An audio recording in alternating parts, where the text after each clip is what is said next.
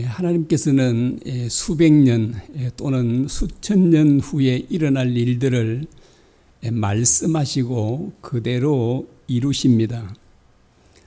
여러분, 세상에 어떤 무당이나 역술인이 하나님처럼 할 수 있겠습니까?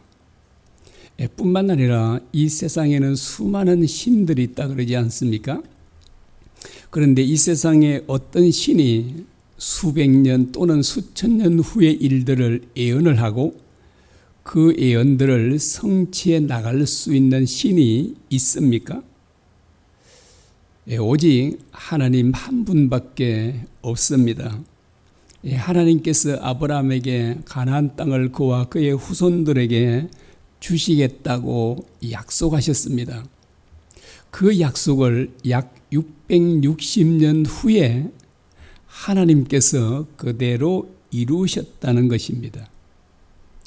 여러분, 이와 같이요, 하나님께서는 660년 후의 일을 660년 전에 말씀하시고 성취하시는 분이십니다. 하나님께서 아브라함에게 이렇게 말씀하셨습니다. 창세기 15장 3절입니다. 너는 반드시 알라, 내 자손이 이방에서 객이 되어 그들을 섬기겠고 라고 말씀합니다. 하나님께서 아브라함의 자손들이 이방에서 객이 되어 그 사람들을 섬기게 될 것이다 라고 말씀하셨습니다. 이것은 몇 년 후에 일어난지 아십니까?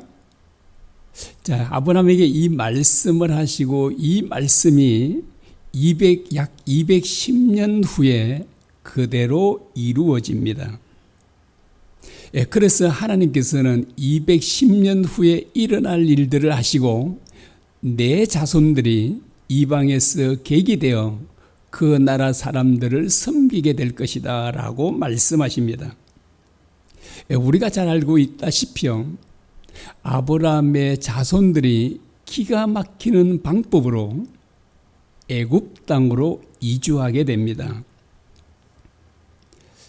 형들이 요셉을 미워해서 바로 그 요셉을 애굽 사람들에게 종으로 팔아버렸습니다. 그런데 애굽에 팔려간 이 요셉이 애굽의 대제국 애굽의 총리가 됩니다. 여러분, 어떻게 종으로 팔려간 사람이 그것도 30세에 대제국의 총리가 될 수 있습니까? 바로 하나님께서 함께 하시고 그에게 뛰어난 지혜를 주셨기 때문입니다. 자, 이 요셉이 애굽의 총리가 되었다는 소식을 듣고 야곱이 그의 모든 자손들을 이끌고 애굽 땅으로 인도합니다. 아마 어떤 누구도 요셉이 애굽 땅으로 가서 그렇게 되고 하나님의 말씀을 이룰 줄은 상상도 못했을 것입니다. 하나님께서는 그 모든 것을 아시고 바로 210년 전에 하나님께서 아브라함에게 말씀하셨던 것입니다. 그뿐만 아니라 또 하나님께서는 그들이 애굽 땅에서 얼마 동안 종살이할 것도 하셨습니다. 그래, 하나님께서 말씀하시기를 400년 동안 그들을 섬기게 될 것이다 라고 말씀하셨습니다. 자, 이 말씀도 역시 그대로 이루어졌습니다. 그리고 하나님께서 그들을 괴롭힌 그 사람들을 징벌하고 이스라엘 백성들을 구원해 낼 것이라고 말씀해 주십니다. 자, 그뿐만 아니라 이스라엘 백성들이 그 땅에서 나올 때는 큰 재물을 가지고 나오게 될 것이라고 말씀하십니다. 여러분, 이 말씀이 바로 660년 후에 이루어집니다. 660년 전에 아브라함에게 하신 말씀이요, 그 약속이 660년 후에 그대로 이루어졌다는 것입니다. 여러분, 세상에 어떤 신이 이렇게 예언을 하고 그 예언을 그대로 성취하는 신이 있습니까? 여러분, 어떤 용한 무당이 이렇게 할 수 있습니까?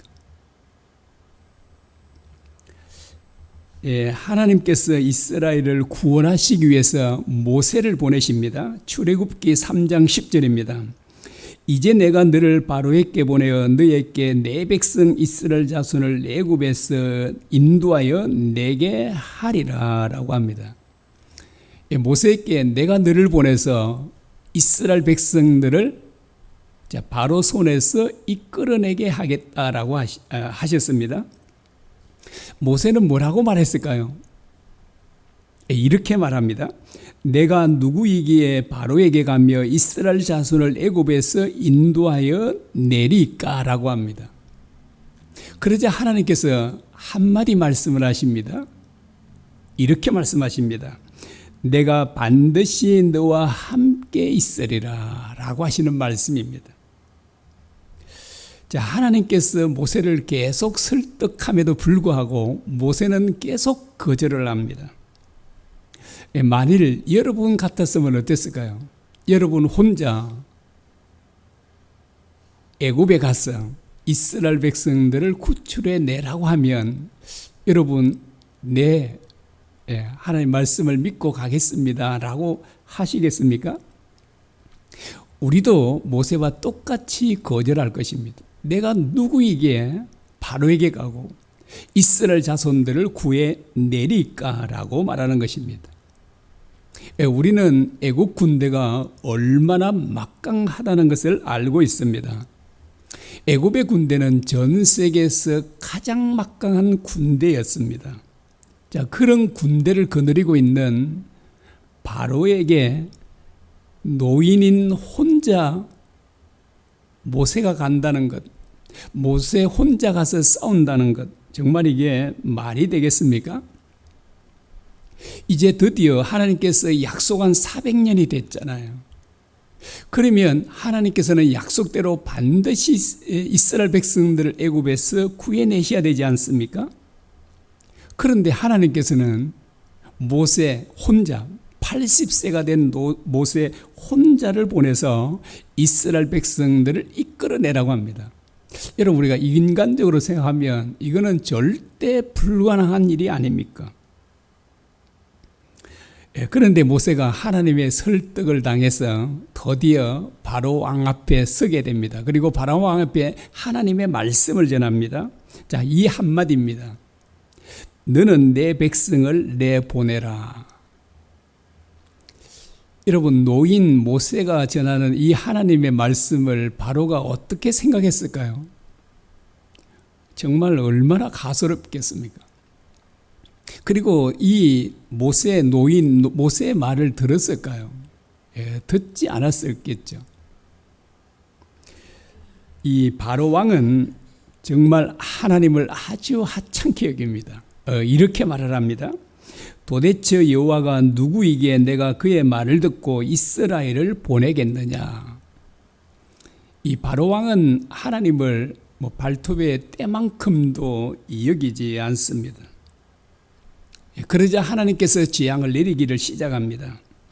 그런데 이 바로 왕은 재앙을 내릴 때마다 이스라엘 백성들을 보내주겠다고 말합니다.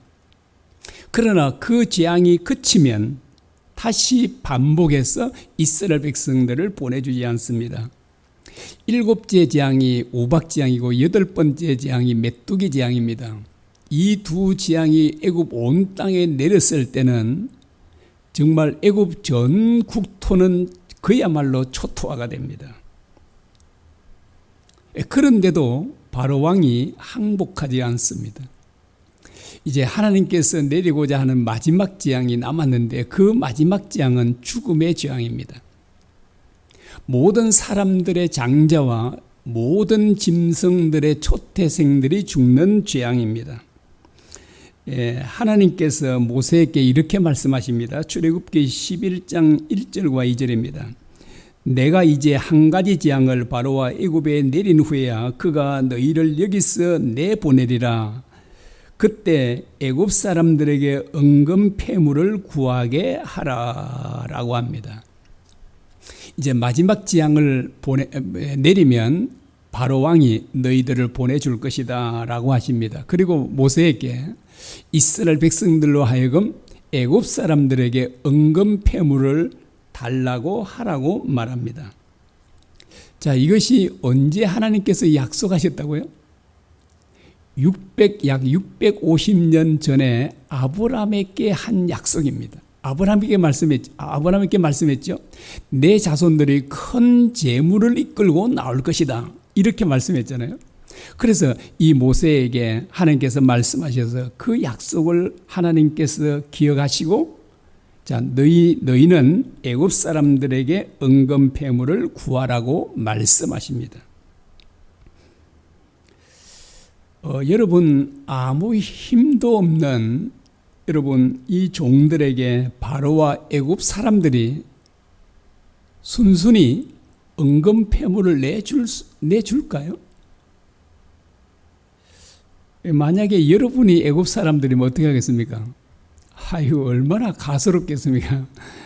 택도 없는 일이잖아요.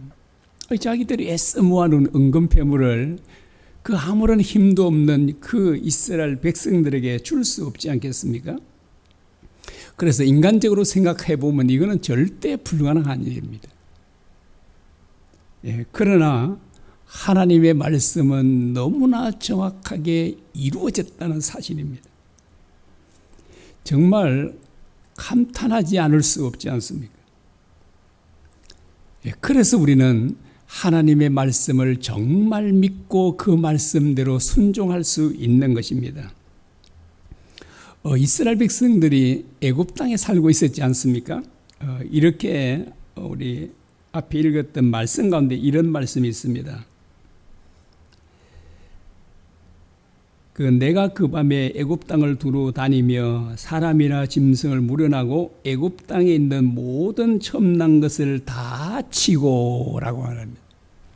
하나님께서 애굽 땅에 있는 모든 장자들을 다 죽이겠다 이렇게 말씀하셨지 않습니까? 그런데 지금 이스라엘 백성들은 애굽 땅에 살고 있잖아요. 그래서 그들도 죽임을 당할 수밖에 없는 상황이었습니다. 다시 그 13절을 보시겠습니다. 13절 이렇게 말합니다. 내가 애굽 땅을 칠 때 그 피가 너희가 사는 집에 있어서 너희를 위하여 표적이 될지라. 내가 피를 볼 때 너희를 넘어가니니 재앙이 너희에게 내려 멸하지 아니하리라 라고 말씀하십니다. 자, 누구 집이든지 그 대문에 피가 발려 있으면 그 죽음의 재앙이 임하지 않는다라고 말합니다. 그래서 하나님께서 보내신 천사들이 그 집을 넘어가게 될 것이다 라고 말합니다. 그 피가 없으면 그 집이 누구의 집이든지 그 죽음의 재앙이 임할 것이다 라고 말합니다.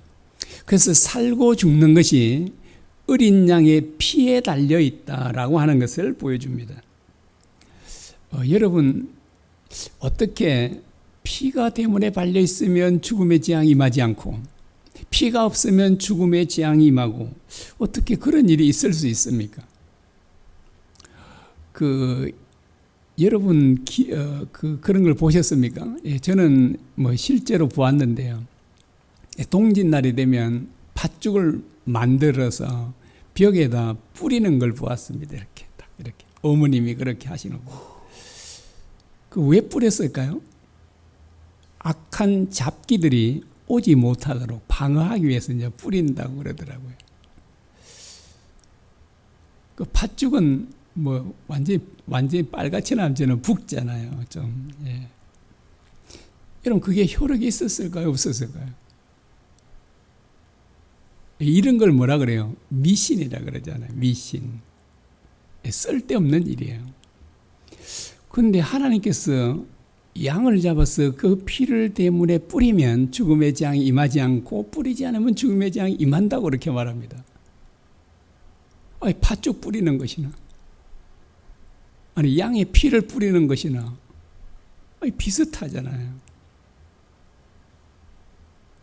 그것도 미신 아닌가요? 대문에 양의 피 뿌리면 죽음의 재앙이 안 온다고요? 여러분, 말이 됩니까? 그런데 그렇지 않습니다. 왜 그런 차이가 있을까요? 사람의 말과 하나님의 말씀은 다르기 때문에 그렇습니다. 하나님의 말씀은 반드시 그대로 이루어지기 때문입니다. 그 이스라엘 백성들은 하나님의 말씀대로 양을 잡아서 그 피를 대문에 발랐습니다. 뭐 애굽 사람들은 당연히 바르지 않았습니다. 하나님께서 때가 돼서 그날 밤에 천사들을 보내서 전 애굽 땅에 있는 모든 장자들을 죽게 합니다. 물론 짐승의 초태성도 마찬가지입니다. 자, 이 짐승들이 그 천사들이 그 전 애굽을 다니면서 그들이 본 것은 뭘까요? 천사들이 보는 것은 오직 한 가지예요. 피입니다. 다른 것은 아무것도 보지 않습니다.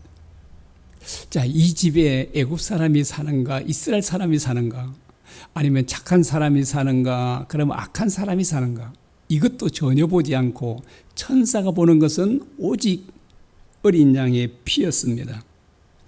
출애굽기 12장 29절에서 30절입니다. 밤중에 여호와께서 애굽 땅에서 모든 처음 난 것 곧 왕이 앉은 바로의 장자로부터 옥에 갇힌 사람의 장자까지와 가축의 처음 난 것을 다 치심에 그 밤에 바로와 그 모든 신하와 모든 애굽 사람이 일어나고 애굽에 큰 부르짖음이 있었으니 이는 그 나라에 중임을 당하지 아니한 집이 하나도 없었음이었더라. 여러분, 하나님의 말씀은 그대로 이루어졌다고 말하고 있습니다. 모든 장자들이 죽었다 그러잖아요. 애굽 사람들의 모든 장자들. 그 장자들은 모든 그 가족들을 대표하는 사람이거든요. 이 장자가 죽었다는 것은 모든 사람들이 죽었다는 의미이기도 합니다. 자, 그러자 정말 전무후무한 통곡이 애굽 땅에 일어났습니다. 모든 집마다 초상이 났잖아요. 이런 일은 역사상에 단 한 번도 있지 않았습니다. 여러분, 초상이 나면 어떻게 하는가요? 초상이 나오면 가족들은 물론이죠. 뭐 부모님 초상이 나면 형제들 뭐 다 옵니다. 친척들도 오고 이웃들도 와서 함께 그 슬픔도 나누고 장례식을 치르지 않습니까? 그런데 지금 애굽 사람들은 그렇게 할 수가 없잖아요. 다 자기 집마다 이렇게 초상이 났으니까. 그래서 이제 아마 어떤 집은 그 시신을요 혼자 처리해야 됐을 겁니다. 어떤 집은 뭐 가족들이 있는 집은 2-3명, 또 많은 집은 더 많겠죠. 뭐 5-6명도 되겠지만, 아니면 혼자이면 2명, 특별히 뭐 2명이라도 좀 낫지만 혼자인 경우 얼마나 무섭고 두렵기도 했겠습니까? 그 시신을 집에 둘 수는 없잖아요. 그러면 혼자 짊어지고 산에 가서 무대에 해야 되잖아요. 정말 얼마나 끔찍한 일이었겠습니까? 애굽 사람들은 바로 왕과 함께 정말 이런 재앙이 임할 줄은 상상도 못했을 것입니다. 여러분, 왜 하나님 말씀이 무섭고 두렵습니까? 그대로 이루어지기 때문에. 자, 바로 왕은 모세와 아론을 즉시 부릅니다. 그리고 이렇게 말합니다. 31절과 32절입니다. 너와 이스라엘 자손은 일어나 내 백성 가운데서 떠나 너희 말대로 가서 여호와를 섬기며 너희가 말한 대로 너희 양과 소도 몰아가고 나를 위하여 축복하라 라고 말합니다. 이제 바로 왕은 항복하죠. 두 손 두 발 들면서 제발 떠나달라고 말합니다. 뭐 애굽 사람들도 마찬가지죠. 그리고 이스라엘 백성들이 애굽 사람들에게 은금 폐물을 구하자 그들은 내어줍니다. 여러분 한번 상상해 보시겠습니까? 지금 초상을 당해 슬퍼하고 있는 사람들에게 가서요 은금 폐물을 내놓으시오 이렇게 했어요. 예의가 있습니까 없습니까? 이게 지금 막 진짜 가족을 잃고 장자를 잃고 큰 큰 슬픔에 빠져 있는 상주들이잖아요. 그 사람들에게 가서 은금폐물을 내놓으시오 이렇게 했습니다. 여러분 그 상주들이 어떤 입장일까요? 이렇게 하고 있으면은 사실 자기들의 장자가 왜 죽었죠? 이스라엘 백성들 때문에 또는 하나님 때문이잖아요. 여러분 분노가 나겠습니까? 안 나겠습니까? 어디 와서 지금 이 은금폐물을 내놓으라고 너그 맛 좀 봐라 뭐 하면서 이게 뭐 몽둥이를 하든지 뭐 칼을 가지든지 죽이려고 할 수 있잖아요. 그런데 애굽 사람들은 어떻게 했다고요? 순순히 내주는 거예요. 순순히 내지. 왜 그랬을까요? 왜 그렇게 진짜 예의도 아니고 이게 너무하다시피 하는 거잖아요. 근데 왜 이렇게 그들은 진짜 분노하고 막 진짜 그들을 막 죽여야 되고 막 이런데도 이렇지 않습니까? 그런데도 그들은 그렇게 하지 않고 다 순수히 내어줍니다. 여러분 왜 그러겠습니까? 그들은 너무나도 두려웠기 때문입니다. 만일 이스라엘 백성들에게 그들의 요구를 들어주지 않고 그들이 떠나지 않으면 어떻게 된다고 여겼을까요? 다 죽는다고 생각합니다. 여러분 그리고 실제로요. 이 애굽 사람들이 바로왕과 애굽 사람들이 그들을 보내주지 않고 붙잡으면 어떻게 할까요? 진짜 하나님께서 다 죽일 겁니다. 죽일 수 있잖아요. 그들은 정말 너무나도 두려운 거예요. 그래서 그들이 요구한 대로 다 내주는 겁니다. 여러분 하나님은 공의로우신가요? 아니면 부당하신가요? 이걸 보면서 다 빼앗아 갔잖아요. 그들의 은금폐물, 재물들을 빼앗아서 가잖아요. 여러분 누가 그렇게 하라고 했죠? 하나님께서 그렇게 하라고 했지 않습니까? 자, 여러분 묻습니다. 하나님은 정의로우신가요? 아니면 참 부당하신가요? 어떻게 보이죠? 참 부당한 것처럼 보여. 이런 분은 잘못 생각합니다. 하나님은 부당하실 리가 없습니다. 정말 정의로우시죠. 왜 하나님께서 그들에게 이렇게 하셨을까요? 그동안 이스라엘 백성들은요, 뭐 온전히 400년까지는 안 됩니다. 요셉이 총리하고 할 때는 대우도 받고 살았지만 그들은 정말 그동안 진짜 몇백 년을 착취를 당하면서 살았잖아요. 그것을 하나님께서 일순간에 보상해 주시는 겁니다. 제가 이걸 보면서도 진짜 우리 하나님 정말 대단하시구나. 너무나도 놀랍구나. 어떻게 이렇게도 하실 수 있을까? 그동안 억울했던 모든 착취당했던 것 하나님께서 단 한 번만에 그 모든 것들을 베풀어 줍니다. 그들이 어마어마한 재물들을 이끌고 애굽 땅을 떠나게 되지 않습니까? 여러분 하나님이 아니고 누가 이렇게 할 수 있겠습니까? 세상에 어떤 신이요? 우리나라 많은 사람들이 섬기는 신이 누구예요? 부처님이시잖아요. 부처님은 이렇게 하실 수 있나요? 여러분 세상 사람들이 섬기는 그 어떤 신이 이렇게 할 수 있나요? 여러분 이 말씀을 들으면 어떤가요? 진짜 우리 하나님은 살아계신 신임을 참 신임을 알 수 있지 않습니까? 그러면 그분이 보내신 메시아 그 구원자는 참 구원자임이 틀림없지 않겠습니까? 여러분 이스라엘 장자들이 어떻게 죽지 않고 살아날 수 있었습니까? 바로 어린 양들이 대신해서 죽었기 때문입니다. 만일 어린 양들이 죽지 않았다면 그들은 결코 살 수 없었을 것입니다. 죽임당한 그 어린 양들은 하나님께서 보내시겠다고 하는 메시아를 상징하고 있습니다. 세례 요한은 이렇게 말했습니다. 요한복음 1장 36절입니다. 예수께서 그러심을 보고 말하되 보라 하나님의 어린 양이로다 라고 합니다. 예수님은 왜 하나님의 어린 양으로 오셔서 죽임을 당하셨습니까?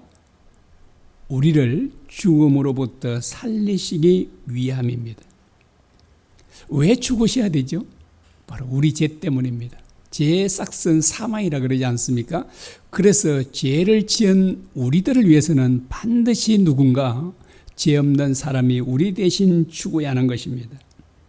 하나님께서 모세를 통해서 이 말씀을 주실 때가 언제냐면 예수님께서 오시긴 약 1500년 전입니다.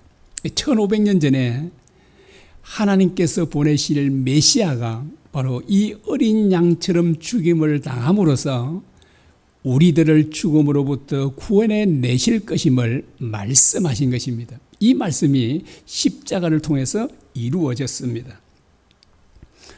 그 재판장이었던 빌라도가 예수님은 무죄하다고 여러 번 선포했습니다. 그런데도 결국 예수님은 십자가에 못 박혀 죽으셨습니다. 왜 그렇게 되셨죠? 죄도 없는 분이요. 바로 우리들의 죄 문제를 해결해 주시고 우리들을 죽음으로부터 살려내시기 위함입니다. 그래서 이제 누구든지 바로 그 예수님을 믿으면 영원한 생명을 얻을 수 있습니다. 우리가 잘 아는 요한복음 3장 16절입니다. 하나님이 세상을 이처럼 사랑하사 독생자를 주셨으니 이는 그를 믿는 자마다 멸망하지 않고 영생을 얻게 하려 하심이라. 그를 믿는 자마다 멸망하지 않고 영생을 얻게 된다라고 말하고요. 사도행전 2장 36절에서 38절입니다. 그런즉 이스라엘 온 집은 확실히 알지니 너희가 십자가에 못 박은 이 예수를 하나님이 주와 그리스도가 되게 하셨느니라. 형제들아 우리가 어찌 알고 베드로가 이르되 너희가 회개하여 각각 예수 그리스도의 이름으로 세례를 받고 제사함을 받으라. 그리하면 성령의 선물을 받으리니라고 말씀합니다. 하나님께서 우리 대신 죽으시고 부활하신 예수님을 어떤 분으로 세우셨다고요? 주와 그리스도가 되게 하셨다라고 말합니다. 주가 되게 하셨다는 말은 주인과 왕이 되게 하셨다 그런 말이죠. 주자가 무슨 주예요? 주인주 또는 임금주라 그러잖아요. 주가 되게 하셨다는 말은 예수님을 주인과 왕이 되게 하셨다라고 말합니다. 그리스도가 되게 하셨다 그러죠. 이 그리스도가 되게 하셨다는 말은 구원자가 되게 하셨다는 것을 의미합니다. 자, 주인과 구원자가 되신 예수님을 주인과 왕으로 믿고 영접하면 영원한 생명을 얻게 된다고 말씀하고 있습니다. 여러분, 예수님을 믿는 사람은 아무것도 염려하지 않을 수 있습니다.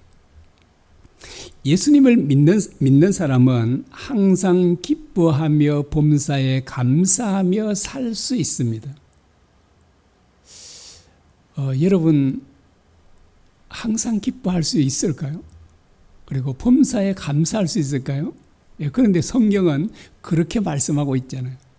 그리고 사람이 어떻게 염려하지 않고 살 수 있습니까? 그런데 예수님을 믿는 사람들은 그렇게 할 수 있다는 것입니다. 염려하지 않을 수 있고 항상 기뻐하고 범사에도 감사할 수 있습니다. 여러분은 이 세 가지를 하고 계신가요? 세 가지 하고 계십니까? 안 계십니까? 저는 좀 하는 것 같습니다. 온전히는 못하겠지만 저는 이 세 가지를 진짜 아무것도 염려하지 않은 것 같아요. 제가요.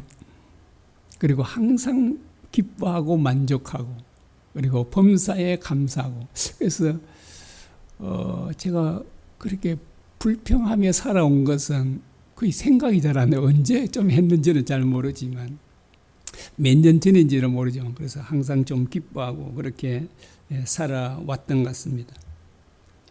그런데 왜 많은 사람들이 염려하며 살까요? 왜 예수 믿는 사람들은 기뻐할 수 있는데 왜 기뻐하지 못할까요? 그리고 범사에 감사할 수 있는데 왜 감사하며 살지 못할까요? 여러분 무엇 때문에 그럴까요? 그것은 바로 우리가 우리의 주인 되어 살기 때문에 그렇습니다. 또 다르게 표현하면 예수님을 우리의 손님으로 모시고 있기 때문에 그렇습니다. 여러분, 주님을 우리의 손님으로 모시고 있으면 주님은 우리 안에서 역사하실 수가 없습니다. 왜 그럴까요? 주님은 너무나도 인격적인 분이십니다. 그래서 예수님은 강도처럼요, 우리를 강제적으로 우리의 마음을 정복하지 않습니다. 점령하지 않아요.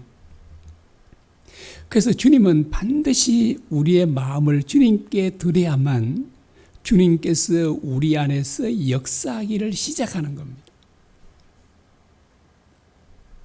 주님이 우리 안에서 역사하시는지 안 하는지 어떻게 알까요? 내가 염려하지 않는지 하는지를 보면 알 수 있습니다. 그리고 내가 기뻐하는지 기뻐하지 않는지, 범사에 감사하는지 감사하지 않는지를 보면 알 수 있습니다. 여러분, 주님께서 우리 안에서 역사하시는데 여러분 염려할 리가 없잖아요. 그래서 우리가 주님을 믿고 있지만 여전히 염려하고 또 불평하고 그렇게 살아가고 있다면, 감사하지 못하고 있다면 우리 안에 주님께서 친히 역사하고 있지 않다는 증거가 되는 겁니다. 이런 사람들은 어떻게 해야 될까요? 빨리 우리 마음을 주님께 내어드려야 됩니다. 저는 그런 생각도 참 많이 했었습니다.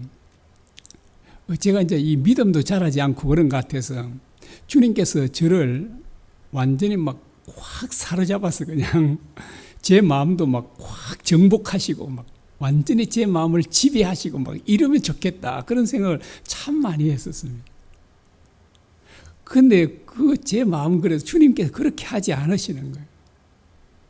왜 그러신다고요?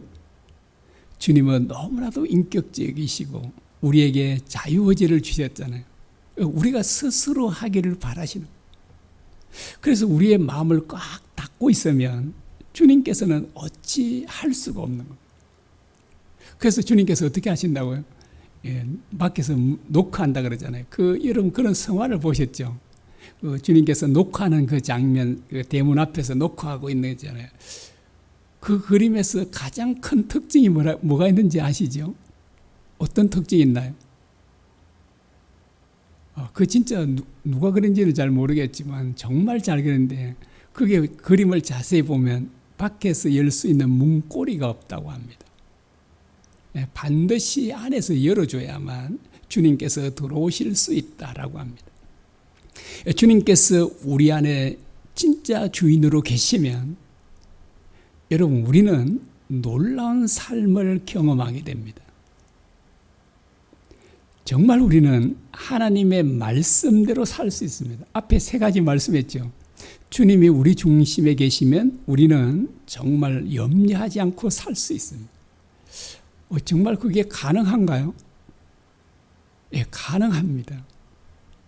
저는 조금 체험해 봤지만 제가 지금 하여튼 몇 년 동안은 그런 것 같습니다. 제가 거의 염려하지 않고, 모르죠. 또 큰 염려거들이 생기면 또 저도 사람인지라 염려할 수 있겠죠.